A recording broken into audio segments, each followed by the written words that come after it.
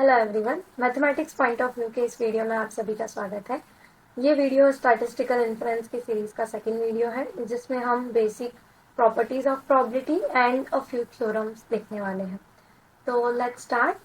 Last video में हमने and किया था bye defining what probability is and probability just एक फंक्शन है जो कि बी स्क्रिप्ट बी जो कि सेट ऑफ इवेंट्स है वहां से रियल लाइन पे जाता है एंड ये पॉजिटिव है, आई मीन नॉन नेगेटिव है and probability of the sample space is always one and अगर हमारे पास म्यूचुअली एक्सक्लूसिव और पेयर वाइज डिस्जॉइंट सेट्स है देन उनके यूनियन की प्रोबेबिलिटी क्या होगी, summation of their probabilities. Okay, so now and one more thing to note here that this is not a finite this is not a finite sequence. I mean, it's a infinite sequence, countable but infinite.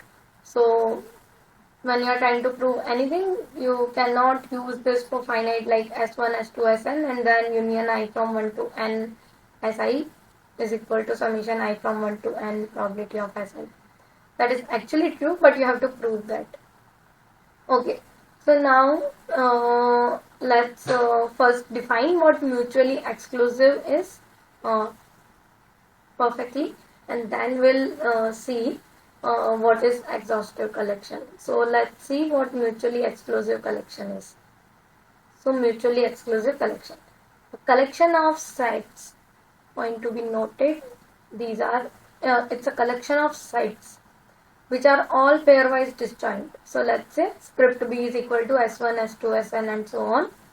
Then this script B is a mutually exclusive collection if Si intersection Sj is equal to 5 for all I not equal to j. Means अगर यहाँ पे किसी भी दो elements को आप ले लेंगे, एलिमेंट्स मीन्स यहाँ पे क्या हो गया, सेट हो गए, तो अगर आप किसी भी दो सेट्स को यहाँ से ले लेते तो उनका इंटरसेक्शन 5 होगा। तो ऐसा जो कलेक्शन होता है उसे हम बोलते हैं mutually exclusive collection. Okay, and okay या mutually exclusive is this and now will see what is exhaustive events.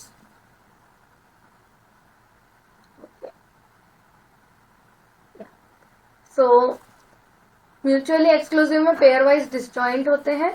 Exhaustive by name itself थोड़ा तो कुछ फील हो रहा होगा कि लाइक ये एग्जॉस्ट करता है सारी पॉसिबिलिटीज को। तो अगर भी स्क्रिप्ट भी हमारे पास है S1, S2, Sn so on, then अगर आप इन सभी का यूनियन ले लेते हैं तो आपको सैंपल स्पेस S मिल जाता है जो कि हमारा फुल स्पेस है।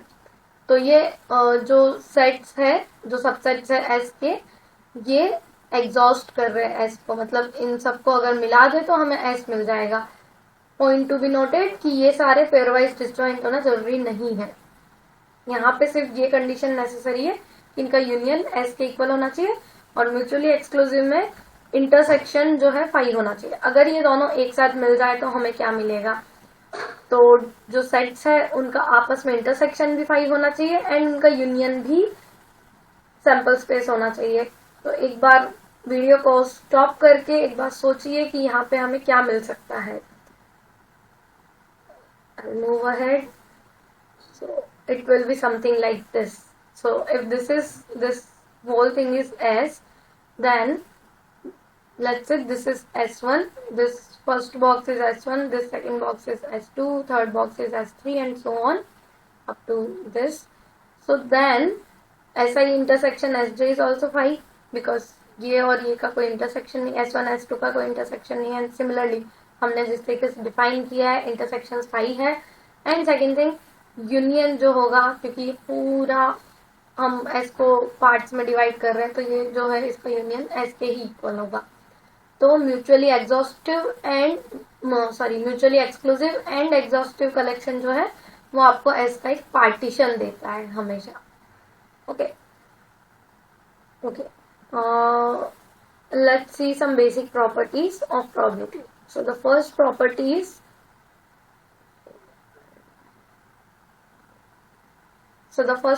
property is probability of S plus probability of S complement is equal to 1.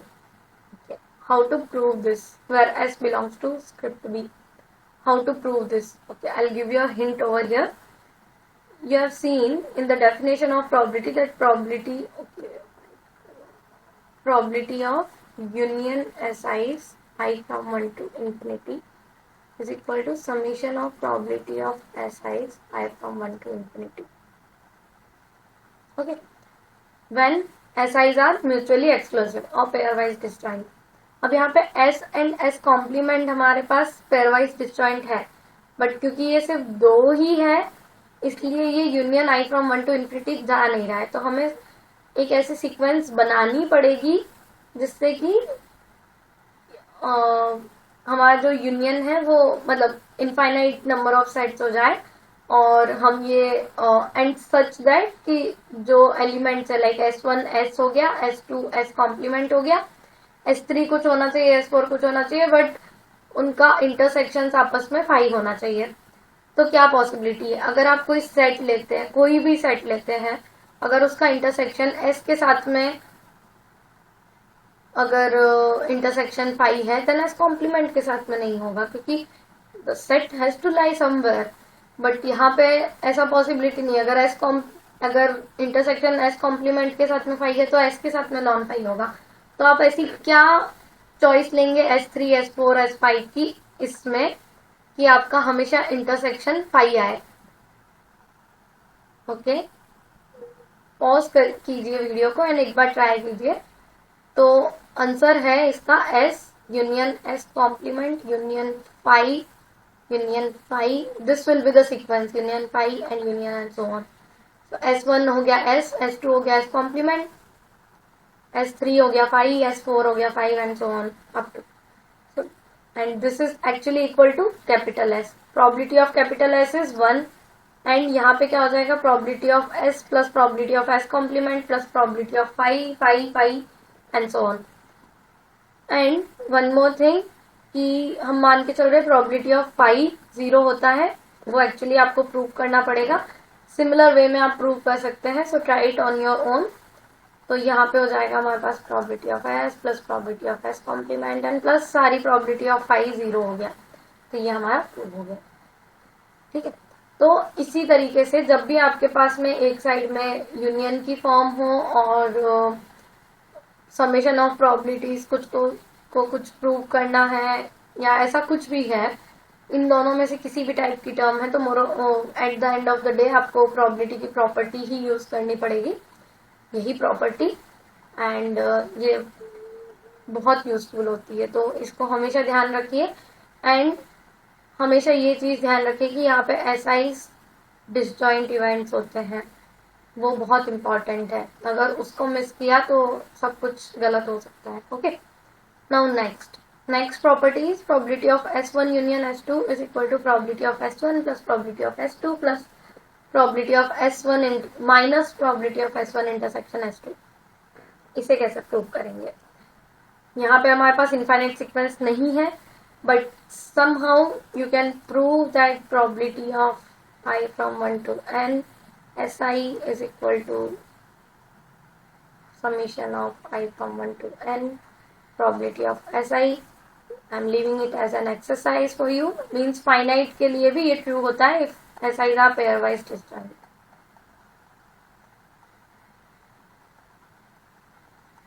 Pairwise disjoint. Okay, तो अब हम इसका यूज करना है. S1 यूनियन S2 निकालना है, तो यहाँ पे हो गया S1 S2, but S1 union S2 में जरूरी नहीं है कि S1 एंड S2 का इंटरसेक्शन 5 हो. It's not necessary, right? So arbitrary S1 and S2 के लिए अगर आपको निकालना है तो आप कैसे निकालेंगे? ओके, सो लेट्स सी इसका वेन डायग्राम. ये कैपिटल S है, पूरा बॉक्स जो है ये S1 हो गया एंड ये S2 हो गया. ठीक है, अब eight the end of the day आपको क्या चाहिए? म्यूचुअली एक्सक्लूसिव इवेंट्स चाहिए, पेयरवाइज डिसजॉइंट इवेंट्स चाहिए. तो आप यहाँ पे S1 यूनियन S2 को किस तरीके से डिवाइड कर सकते हो? The first part is this one, basically S1 minus S2, right? S1 minus S2 जिसको आप लिखते हो S1 intersection S2 complement. The second part is this one, the pink one. इसको आप क्या लिखोगे? S1 intersection S2. Third part is the blue one, which is S2 intersection S1 complement. Okay. Now, but the problem is कि हमें S1 intersection S2 complement and S2 intersection S1 complement की probabilities नहीं पता. तो अब इसको कैसे find out करेंगे? Now one more thing to note here, हमें प्रोबेबिलिटी ऑफ S1 पता है and probability of S1 intersection S2 पता है. तो हम प्रोबेबिलिटी ऑफ S1 को क्या लिख सकते हैं? S1 को किस तरीके से हम लिख सकते हैं? S1 intersection S2 complement union S1 intersection S2, right? I mean the white part S1 को ब्रेक डाउन किया है दो पार्ट्स में, तो white part and the pink part. Okay, so white part हो गया ये वाला एंड पिंक पार्ट हो गया ये वाला. तो अब जो है, अब हमें यहाँ से प्रोबेबिलिटी लेनी है, तो probability of S1 is equal to probability of this and probability of this. तो अगर हमें इसकी प्रोबेबिलिटी चाहिए तो what we can do is probability of S1 minus probability of S1 intersection S2. Similarly यहाँ पे क्या हो जाएगा? Probability of S2 minus probability of S1 intersection S2. And third one, pink one, is probability of S1 intersection S2. तो और S1 union S2 को हम इन तीनों की फॉर्म में लिख पा रहे थे, तो इसकी प्रोबेबिलिटी जो है इन तीनों की प्रोबेबिलिटी का सम होगा, which is exactly equal to probability S1, probability S2 minus probability S1 intersection S2. Okay, so this is the rough idea. You can try it out once again properly. This is the rough sketch of this proof. Okay, now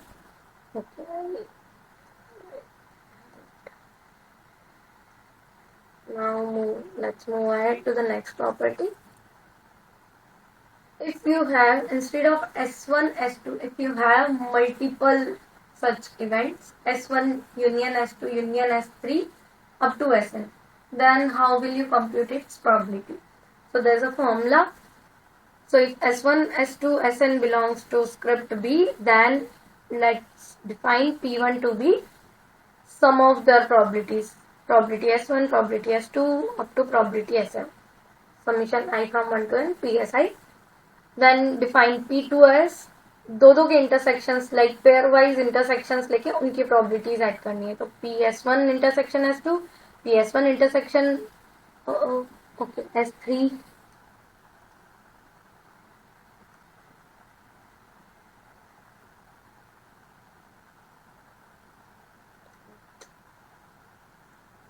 S3, and then probability up to S1 intersection Sn, and then S2 intersection S3, and so on up to Sn minus 1 intersection Sn. Now इसको short form में कैसे लिख सकते हैं?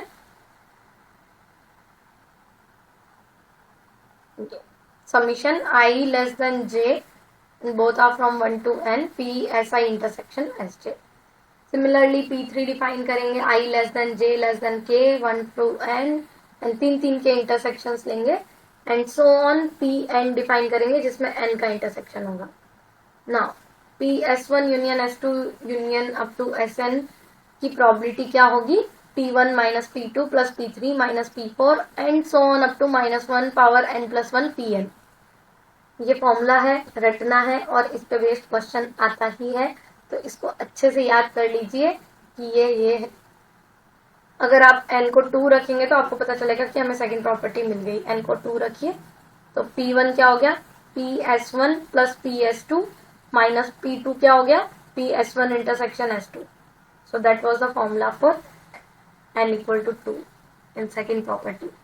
Okay, let's see the next property, Boole's inequality. अगर आप इन सभी का यूनियन निकाल रहे हैं, probability of S1 union S2 union up to Sn, then ये probability हमेशा लेस और इक्वल टू होगी इनकी प्रोबेबिलिटी के समीशन से। P1 क्या था हमारे पास, P of SI right, I from 1 to N। तो इन सभी की प्रोबेबिलिटीज का सम ले लो, उससे कम ही होगा।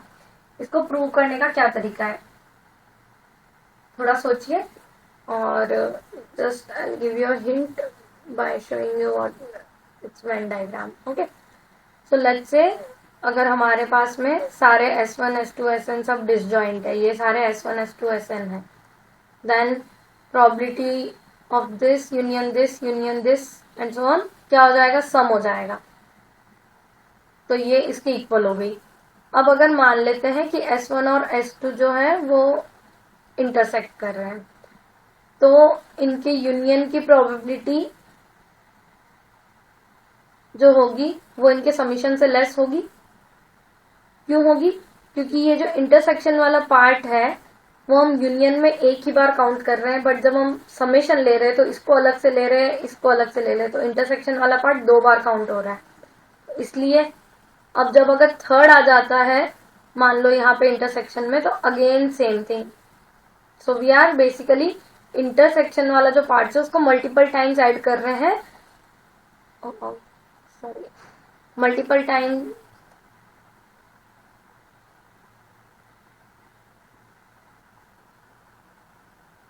जो इंटरसेक्शन वाला पार्ट है उसे हम मल्टीपल टाइम ऐड कर रहे हैं जब हम प्रोबेबिलिटीज को डायरेक्टली ऐड कर रहे हैं तब। बट जब हम यूनियन लेते हैं तो ऐसा नहीं होता, यूनियन लेते हैं तो सिंगल वो एक साइड बन गया, उसी की प्रोबेबिलिटी हमें देनी है। तो इसलिए जो इनका यूनियन का प्रोबेबिलिटी है वो हमेशा लेस होगा उनके प्रोबेबिलिटी के समीशन से। ये जस्ट एक हिंट है, इसके through you can try to prove it.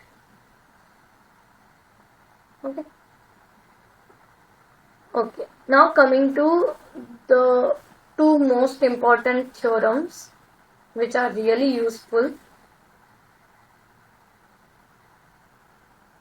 So the first theorem is, let Sn be a non-decreasing sequence of sets.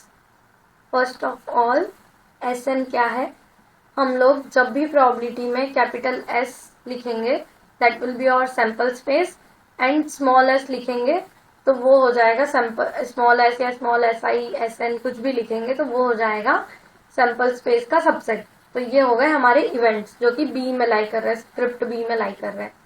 तो ये सारे जो है Sn जो है ये सेट्स है, एक्चुअली सेट्स है, मतलब सबसेट ऑफ सम सेट है, बट वैसे तो सेट ही है राइट। तो ये अगर हमारे पास नॉन डिक्रीजिंग सीक्वेंस है, नॉन डिक्रीजिंग मतलब डिक्रीज नहीं हो रही है बट इंक्रीज हो सकती है या फिर इक्वल रहेगी, तो इंक्रीज होगी या इक्वल रहेगी तो उसको कैसे लिखेंगे, S1 is subset of S2 is subset or equal to S3 is subset or equal to and so on. Then probability of union n from 1 to infinity Sn is equal to probability limit n tends to infinity Sn is equal to limit n tends to infinity probability Sn। अभी देख के लग रहा होगा कि ये क्या ही है, but let me explain. So first thing ये इक्वलिटी कैसे आई, एंड देन विल सी कि ये equality will actually not see but I just explain about this equality थोड़ा बहुत। Okay, so I draw this diagram once again.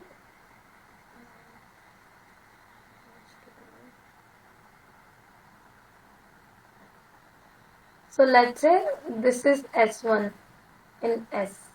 Now S2 is either bigger than this or equal. So let's say it's bigger than this S1. तो आप S1 union S2 कैसे निकालेंगे, S1 union S2 क्या हो जाएगा, S2। तो S1 union S2 क्या हो गया, S2।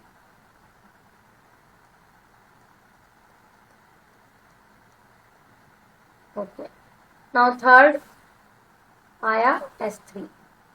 Now S1 union S2 union S3 किसके इक्वल होगा, S3 के इक्वल, क्योंकि वही सबसे बड़ा है, वो सबको इंक्लूड कर रहा है।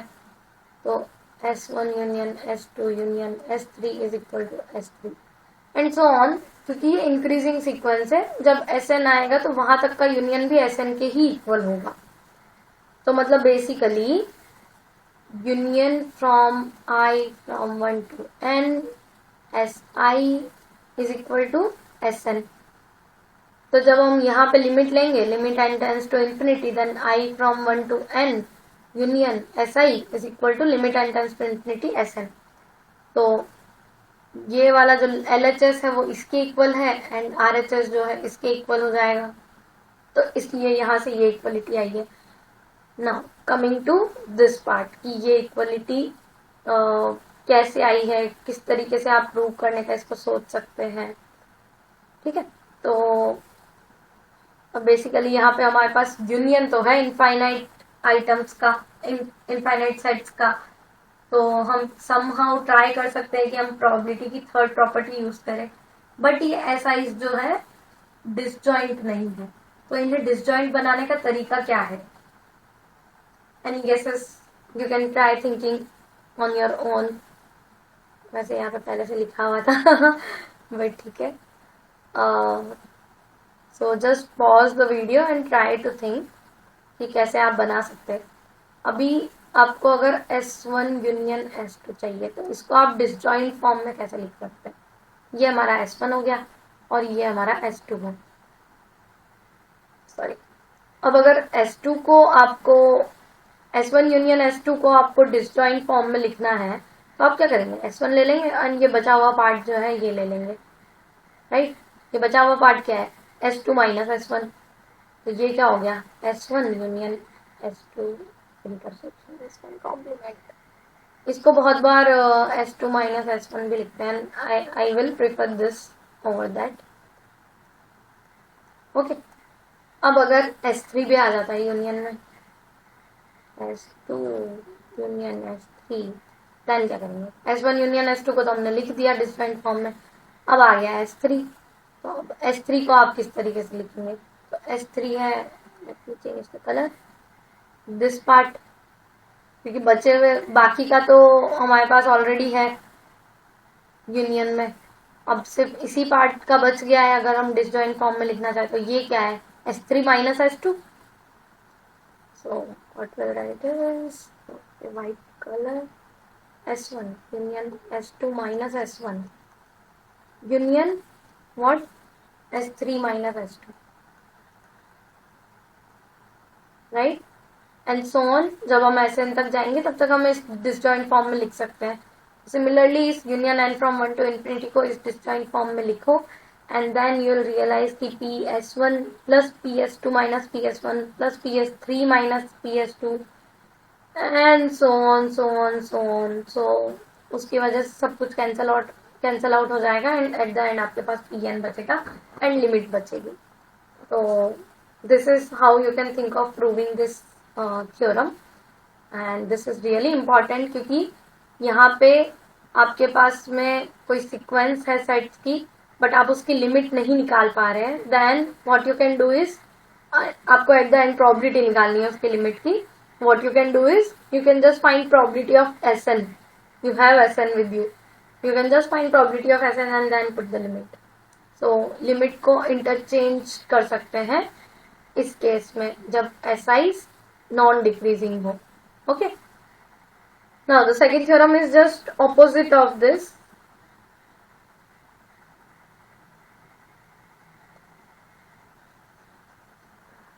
I'll write it down। let Sn be a sequence of non-increasing events or sites, whatever you want to write, that is non increasing है। मतलब क्या हो रहा है? या तो डिक्रीज हो रहे हैं या फिर बराबर है। तो S1 is S2 superset of S3 and so on। okay, so basically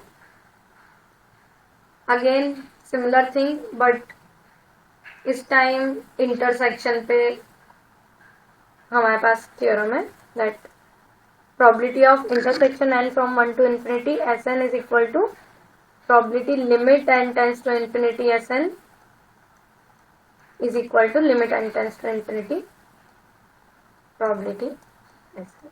okay, कैसे? Again try using Venn diagram. I'll again give you a hint for this. So let's say this is your S. Then अब ये decreasing sequence है, तो S कुछ S1 जो है ये है बड़ा सा कुछ, तो ओके, then S2 is something smaller than this, तो S1 इंटरसेक्शन S2 क्या हो जाएगा, S2 obviously. Then S1 intersection S2 intersection S3 क्या होगा, क्योंकि S3 सबसे स्मॉल है तो S3 हो जाएगा, and so on.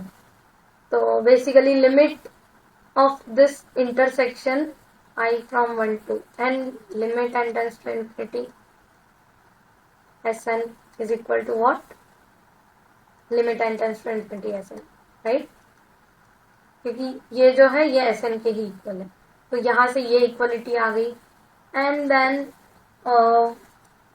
Again you know intersection की फॉर्म है यहाँ पे, तो डायरेक्टली तो आप यहाँ पे नहीं पहुंच पाएंगे, क्योंकि हमारे पास जो प्रोबेबिलिटी की प्रॉपर्टी है वो यूनियन के लिए है, इंटरसेक्शन के लिए नहीं है. So how will you do it? Pause the video for a minute and think about it. Okay, so what you will do is you convert this to union Sn complement, the whole complement, De Morgan's law, and उसको use करके and first property को use करके you can get this easily. Okay, I hope it's clear to you.